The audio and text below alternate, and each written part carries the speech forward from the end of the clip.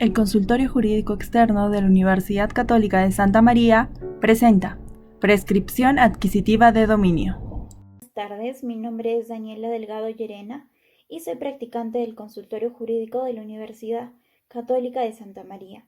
En esta oportunidad les voy a hablar respecto de la prescripción adquisitiva de dominio y comenzaré diciendo que la prescripción adquisitiva de dominio es una forma de adquirir la propiedad mediante la posesión de un bien por un determinado tiempo y con determinadas características. Es decir, si una persona ocupa un bien, por ejemplo, unos 10 años, por la simple posesión, ésta va a adquirir la propiedad en la medida que cumpla ciertos requisitos. Ahora, para que se dé la prescripción, tiene que haber en un primer momento un bien que sea susceptible a ser adquirido mediante posesión. En segundo lugar, tiene que haber una posesión con determinadas características.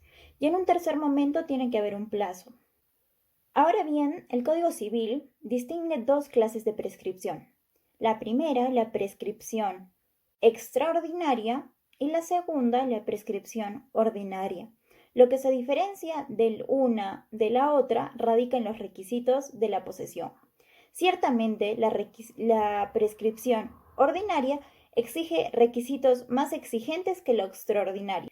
En primer lugar, para que se dé esta, tienen que concurrir 5 años para casos de inmuebles y 2 años para casos de bienes muebles. Y se tiene que necesitar, por sobre todo, un justo título y buena fe. Por otro lado, en relación a la prescripción extraordinaria, esta corresponde a 10 años y tienen que concurrir 4 elementos importantes. Primero, se va a necesitar de una posesión continua. Esta es aquella que no tiene interrupciones y que se da durante todo el plazo prescriptorio. Ahora bien, esta posesión se va a ver interrumpida cuando se pierda esta posesión o cuando se nos es privado de ella. Por otro lado, la prueba de una posesión continua es muy difícil, por lo que el Código Civil, en su artículo número 915, ampara al poseedor con lo que es la presunción de continuidad, en virtud de la cual, si es que el poseedor actual prueba haber poseído posteriormente, se presume que ha poseído en tiempo intermedio. También es importante recalcar que la interrupción corta o elimina el plazo de prescripción ya ganado, siendo que si se interrumpe, el poseedor tendría que comenzar desde cero. En segundo lugar, se necesita una posesión pacífica. Esto quiere decir que la misma no tenga violencia. Por ejemplo, si el invasor o el ocupante amenaza al propietario para que no lo despoje de su posesión, significa que estamos frente a una posesión violenta y no va a calificar dentro de una posesión pacífica. O por ejemplo, el poseedor o invasor amenaza al propietario con matarlo, por ejemplo, también estamos hablando de una posesión violenta y no va a calificar en lo que es una posesión pacífica. En un tercer momento se va a necesitar que la posesión sea pública. Esto quiere decir que sea como propietario. Tiene que ser como lo haría cualquier propietario, cualquier poseedor, ostentando su posesión de manera absoluta y en todo momento. Finalmente, la posesión tiene que ser como propietario, y esta es la que se ejerce con animus domini, como lo mencionaba Savigny dentro de su teoría. El animus domini es una actitud, un comportamiento que el usurpador tiene. Por ejemplo, en el caso de un arrendatario, este arrendatario nunca va a tener el animus domini, porque sabe que hay un propietario y que este lo único que es un arrendatario. Sin embargo, el usurpador sabe que no es propietario, sin embargo, sí se comporta como si lo fuera. Ahora, hablemos de lo que es la prescripción adquisitiva de dominio ordinaria. Habíamos dicho que para esta se necesitan dos requisitos, que es el justo título y la buena fe. Además, en el caso de bienes muebles se necesita la posesión de 2 años y para el caso de los inmuebles la posesión de 5 años. Ahora, ¿a qué nos referimos con justo título? Justo título es el acto jurídico válido cuya finalidad es transmitir la propiedad, pero que no va a poder ser llevada a cabo por el usurpador, debido a que no tiene como tal un derecho de propiedad. Sin embargo, sí sucede cuando este usurpador transfiere la propiedad a una tercera persona. Esta persona, al momento de adquirir este bien, va a hacerlo con lo que llamamos el justo título, ¿no? Y tiene que reunir las características previstas en el artículo 140 del Código Civil. Y por otro lado, lo que es relativo a la buena fe, es la creencia que tiene el adquiriente de haber recibido el bien de una persona que él creía era el propietario. Entonces, la buena fe supone un error del adquiriente y se presume conforme lo ha establecido el artículo 941 del Código Civil. Por otro lado, cabría hacernos la pregunta, ¿cuándo es que se adquiere un bien por posesión? En realidad se va a adquirir el día que transcurra el plazo prescrito por la ley para que esto ocurra.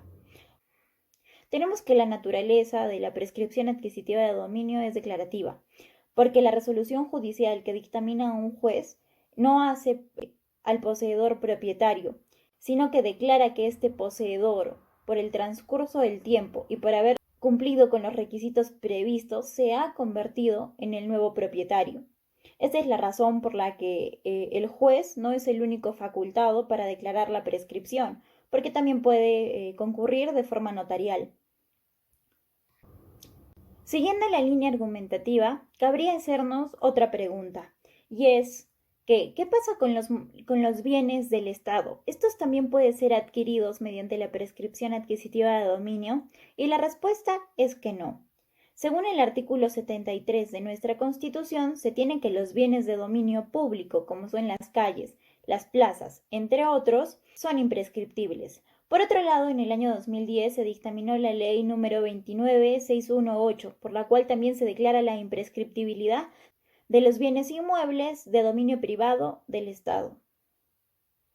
Continuando con la exposición, pasaré a mencionar cuáles son los requisitos para poder presentar una demanda de prescripción adquisitiva de dominio. Según nuestro Código Procesal Civil, nos dice que debemos anexar la declaración de testigos y la inspección judicial. Además, en su artículo 505, inciso 2, nos menciona dos requisitos especiales para poder admitir a trámite dicha demanda. El primero son los planos del predio que deben ser visados por la autoridad administrativa competente. Y el segundo es la constancia de posesión que debe ser emitido también por la autoridad municipal competente. Ahora, respecto a este requisito de constancia de posesión, se versan muchos problemas, ya que esta constancia, cuando fue introducida en nuestro ordenamiento jurídico, no se hizo con fines de probar la posesión adquisitiva de dominio, sino se hizo con fines de dotar de servicios públicos a los inmuebles que fueron ocupados de forma precaria o de forma informal. Esta constancia es un documento con el cual se va a acreditar que la persona es poseedor de determinado inmueble. Es una certificación municipal que se expide a partir de una constatación ocular que va a realizar la autoridad municipal respecto del predio. Pero ¿cuál es el problema en sí con esta constatación de posesión? El problema es que la jurisprudencia y la doctrina no han delimitado a qué se refiere esta constancia. ¿Cuáles son los casos para los que está prevista esta constancia de posesión? Más bien, por lo contrario, la jurisprudencia ha dicho de forma unánime que en todas las demandas de prescripción adquisitiva de dominio se debe presentar esta constancia. Consecuentemente, la jurisprudencia tampoco otorga determinada eficacia probatoria a fin de considerar una prueba tasada, terminando siendo un requisito de admisibilidad y no otorgándole el valor probatorio necesario. Se introduce, como ya lo mencioné, esta constancia se introduce para fines de dotar de servicios públicos a inmuebles que han sido ocupados de forma precaria o de forma informal. Y así es como lo han entendido varias municipalidades. Es por eso que hay ciertos límites para poder expedir esta constancia de posesión. Muchas municipalidades ya no admiten a trámite esta constancia, ya sea por lo que no lo consideran necesario, por el efecto de urbanización que se ha ido dando a lo largo de los años, o también debido a que algunas municipalidades tienen muchas limitaciones para expedir esta constancia. Por ejemplo, la Municipalidad de Ventanilla dispone que las constancias de posesión no se emiten para cosas distintas que no sea para la dotación de servicios públicos, y que solo sea para predios con una dimensión de aproximadamente 300 metros cuadrados. Esto es solo un ejemplo, porque varias municipalidades tienen sus propios requisitos para poder emitir esta constancia, o más bien ni siquiera la emiten. Analizando dicho problema, es necesario mencionar la Casación 599-2017 de Lima. el cual es un caso donde la demandante no adjunta esta constancia de posesión, ya que no tenía la posibilidad jurídica, puesto que la municipalidad de donde provenía, en su TUPA, no había la tramitación de dicha constancia. En primera y en segunda instancia, desestimaron la demanda, ya que no presentaba este requisito, y en sede suprema se alegó que estos requisitos deben de flexibilizarse, sobre todo teniendo en cuenta los medios probatorios que presentó la recurrente, demostrando la imposibilidad jurídica de anexar esta constancia de posesión. Sin embargo, el problema continúa, ya que se ha pasado por alto este pronunciamiento y la tendencia sigue siendo el rechazo de la demanda por falta de este requisito, lo cual va a afectar el derecho de una parte de la población, dependiendo de la zona geográfica de donde vivan, siendo tal vez la solución que la constancia de posesión no sea un requisito fundamental en la presentación de la demanda de prescripción adquisitiva de dominio. No olvides que puedes encontrarnos en Facebook, Instagram, YouTube y al 966 79 42 98. Hasta la próxima.